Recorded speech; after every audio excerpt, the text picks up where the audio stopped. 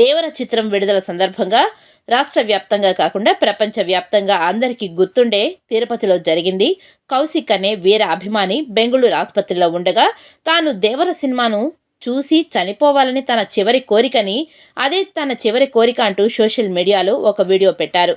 అబ్బాయి చికిత్సకు అవసరమైన ఖర్చు తాను భరిస్తానంటూ వారి కుటుంబ సభ్యులకు వీడియో కాల్లో మాట్లాడుతూ జూనియర్ ఎన్టీఆర్ హామీ ఇచ్చారని అప్పట్లో పెద్ద ఎత్తున కథనాలు వచ్చాయి.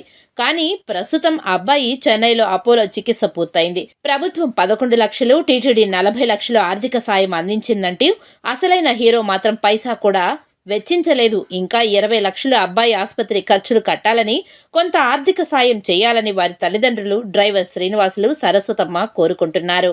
అందరికీ చాలా చాలా కృతజ్ఞతలండి. మీరందరూ లేకపోతే నేను లేని ఈరోజు. ఆ అబ్బాయి హెల్త్ కండిషన్ చాలా చాలా బాగుంది. బోన్ మ్యారో ట్రాన్స్ప్లాంటేషన్ కంప్లీట్ అయ్యింది. ఇప్పుడు మీ అందరు సపోర్ట్ వల్ల ఇప్పుడు హాస్పిటల్ ఏం జరిగిందంటే 20 lakhs అనేది కావాలి.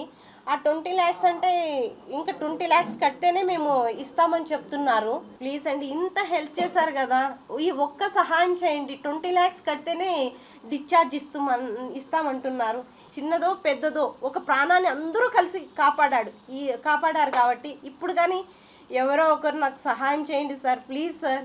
ముందు ఎన్టీఆర్ సార్ హెల్ప్ చేయలేదు, ఇప్పుడైనా ఎన్టీఆర్ సార్ ఆ అబ్బాయికి హెల్ప్ చేయాలని కోరుకుంటున్నాం సార్. అట్లీస్ట్ ఆ అబ్బాయి మీ మీద ఇంత ప్రేమతో ఈ స్టోరీస్, డైలాగ్స్ ఇవన్నీ రాశారు కదా, ఇదన్నా ఒక్కసారైనా మీకు కనికరించండి సార్. ఆ అబ్బాయికి హెల్ప్ చేయండి సార్, ప్లీజ్ సార్.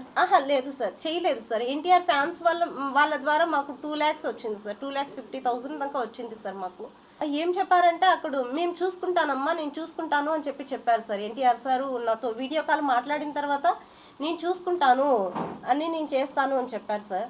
తర్వాత మాకేం కాల్ చేయలేదు సార్, ఏం చూడలేదు సార్. వీడియో కాల్లో మాత్రమే చూశారు సార్. చూసి ఆ అబ్బాయికి ధైర్యం చెప్పారు, ధైర్యంగా ఉండండి అని చెప్పారు సార్.